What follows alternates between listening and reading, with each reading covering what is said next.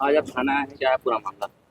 जी, पूरा मामला ये है कि मोहम्मद मोहम्मद नूरुद्दीन खान नाम का एक लड़का 10-11 साल हो गया, मेरे को अपने प्यार के जाल में ऐसे फँसाया कि मैं आ गई उसकी बातों में। फिर मैं 16 साल की थी उस टाइम, 10th क्लास में थी। तो काफ़ी दिन तक बात-वात चली, 2-3 साल तक बात-वात किया, उसके बाद रिलेशन में भी बनाया, उसके बाद वो छोड़ के चला गया। फिर 2-3 साल बात-वात करना एकदम बंद कर दिया था। फिर उसके बाद मैं भी बात-वात नहीं करती थी ऐसा। उसके बाद फिर यहाँ आया, फिर वो ब्लैकमेल करने लगा।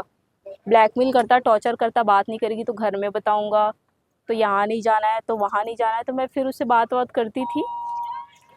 तो उसके बाद वो फिर फिज़िकल रिलेशन बनाया, फिर क्या बोलते हैं, प्रेग्नेंट हुई, बोला शादी-वादी करेंगे। उसके बाद मैं प्रेग्नेंट हुई, तो फिर वो बोला शादी नहीं करेंगे अब, अभी नहीं करेंगे, अभी काम नहीं है, ऐसा नहीं है। बस झूठा बहाना बनाता रहा और शादी-वादी भी नहीं किया और ज़बरदस्ती अबॉर्शन कराए। ऐसा 2 बार किया, 2 दफ़ा वो अबॉर्शन कराया। उसके बाद अबॉर्शन कराने के बाद फिर मैं समझ गई लड़का सही नहीं है, तो मैं उससे फिर से दूर हो गई थी, उससे बात-वात करना एकदम बंद कर दी थी। फिर वो 2 साल बाद फिर वापस आया। फिर वैसे ही करता था, मैं जॉब पे जाती थी तो ऑफ़िस में जाके वो सबको ये बताता है मेरी बीवी है, लेकिन मेरा बात नहीं मान रही है। तो वो हर जगह जाके ज़लील करता था मेरे को, जहाँ-जहाँ जॉब करती हूँ, वहाँ वो ऐसा करता था वो। तो मेरे को जॉब भी छोड़ना पड़ता था। तो कभी-कभी घर में फ़ोन लगा के बोलना, ऐसी-वैसी बातें, कहीं जाना-आना, तेरे को ये नहीं पहनना है, वो नहीं करना है। बहुत ज़्यादा टॉर्चर करता था। तो इस तो फिर मामले में टॉर्चर शिकायत आप कब की? तो शिकायत फिर उस टाइम नहीं की थी, उसके बाद शिकायत नहीं की थी।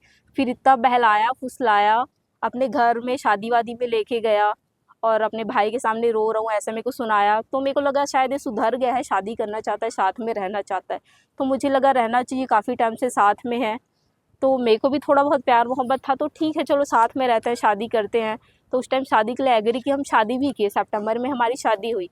तो शादी के बाद ऐसा था कि वो अपने घर में बताया, पर घर वाले लोग कोई एग्री नहीं किए, उसके घर वाले लोग, नहीं रखना है तेरे को, अगर लड़की चाहिए तू लेके चले जा, इसको ऐसा था। तो फिर वो बोला मैं काम वाम करता हूँ, जॉब वॉब करता हूँ, उसके बाद फिर हम चले जाएंगे दोनों। शादी कौन से किए थे? कोर्ट मैरिज लगा क्या किए थे? शादी कोर्ट में नहीं किए थे, कोई वकील था उसके मोहल्ले का, वो भी मुस्लिम था।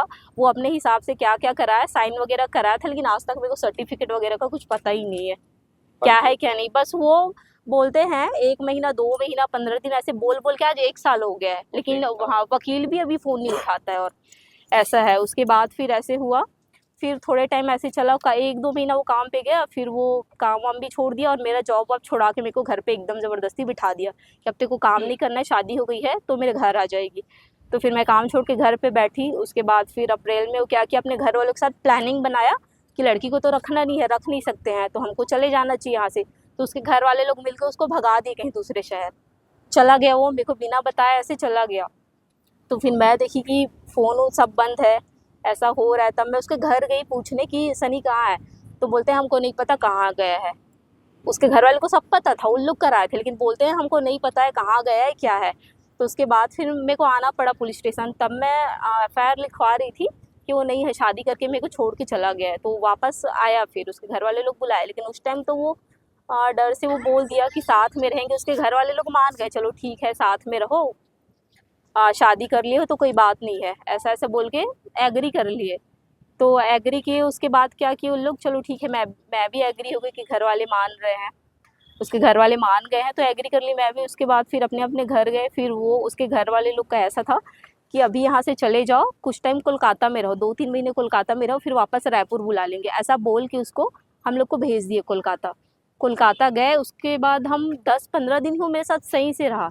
उसके बाद उसकी मामा की लड़की, जिसका अफेयर पहले भी चलता था, भैया फ़ोन दे ना, उसमें दिखा देती मैं फ़ोटोज़। नहीं नहीं नहीं, ठीक है, बताओ बताओ।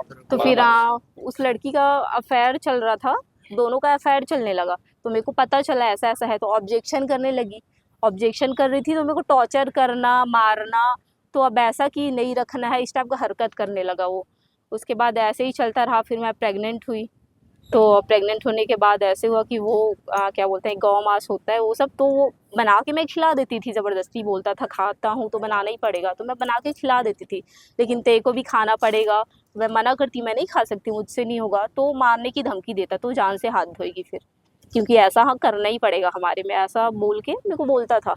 फिर प्रेगनेंसी के बाद तो थोड़े दिन ठीक था, तो उसके बाद फिर ऐसा था कि इसके घर वाले लोग बोले थे कि बच्चा एकदम करना नहीं है अभी, तो इसको प्रेशर दिए होंगे इसके घर वाले लोग कि बच्चा नहीं रखना है, तो एबॉर्शन के लिए एकदम दबाव बनाने लगा। मैं मना करी क्योंकि डॉक्टर साफ साफ बोला था कि बार बार एबॉर्शन कराओगी तो बच्चा कंसीव बाद में नहीं होगा, लेकिन उसके बाद भी वो यही चाह रहा था। और जो लड़की थी उसके साथ जिसका अफेयर चल रहा था, मामा का लड़का, वो लड़की, वो दोनों मिलके ये सब करते थे। वो लड़की उसको फोर्स करती कि उसको बोल, बच्चा गिराने बोल, नहीं तो फिर क्या बोलते हैं, हम शादी नहीं कर पाएंगे, वो रास्ते से हट नहीं पाएगी, उसको हटा, ऐसा है। तो ऐसा वो करती रहती थी, तो ये मेरे को इधर टॉर्चर करते रहता था। ऐसे बहुत बार हुआ, तो फिर लेकिन एक दफ़ा हुआ ऐसा ब्लडिंग, तो ये बोलता है कि अब रखना ही नहीं बच्चा, तो एकदम मेरे को मारना पीटना, एकदम टॉर्चर करना बहुत ज़्यादा करने लगा। तो ऐसा किया, उसके बाद डॉक्टर से चेकअप वगैरह कराया। इसके घर वाले बोले दूसरा डॉक्टर दिखाओ, डॉक्टर वगैरह दिखाए तो डॉक्टर तो बोले सारी रिपोर्ट सही है, कोई इशू ही नहीं है बच्चे में, आप जानबूझ के ऐसा कर रहे हैं। लेकिन फिर भी टॉर्चर करता रहा कि बच्चा गिराना है गिराना है। लेकिन मैं बोली केस करूँगी, अगर बच्चा गिराए तो मैं केस करूँगी। तो उस टाइम ये चलो शांत हो गया, लेकिन बच्चे पे भी, मेरे पे भी कोई ध्यान व्यान देना एकदम बंद कर दिया था। वही टॉर्चर करना, मारना पीटना, ये रोज़ का हो गया था। रोज़ उस लड़की से बात करता, बाहर जा के रोज़ मिलने जाता, और इसकी सारी फैमिली इन्वॉल्व थी इसमें। लोगों का प्लान था ऐसा ऐसा करो इस लड़की के साथ कि अपने से चली जाए, ऐसा था। और बच्चों से भी लोगों को कोई लेना देना नहीं था। उसके बाद ऐसे करते रहा। फिर जब इसका चैटिंग वगैरह मैं पकड़ ली कि लड़की के साथ ऐसा ऐसे बात कर रहा है, बच्चा गिराने की बात कर रहा है, हर चीज़ मैं देख ली, तो मेरे को बहुत मारा पीटा, फ़ोन छीन के हर चीज़ डिलीट कर दिया, और मेरे पेट पे लात मारा। बच्चे को मार रहा था, वहाँ पे कोई आंटी थी पड़ोसी, वो मेरे को बचा ली, वरना उस दिन बच्चा बचता ही नहीं है। उसके बाद ये सब हुआ, तो फिर भी मैं चलो ठीक है, हो गया, मैं चुपचाप रही, कुछ बोली नहीं। उसके बाद भी, और फिर मैं देखी, इसके घर वालों को बताई मैं सारी चीज़ें कि इसका अफेयर है, ऐसा ऐसा हो रहा है, आपकी भाई की बेटी के साथ ये सब चल रहा है। लेकिन इसके घर वाले लोग मुझे पागल साबित करने पे तुले थे। बोले तू पागल है, बेवकूफ़ है, बस शक करती रहती है, ऐसा कुछ नहीं है। उन लोग को जबकि सारी चीज़ें पता थी कि ये क्या हो रहा है क्या नहीं हो रहा है, उन लोग ही करवा रहे थे सब जानबूझकर।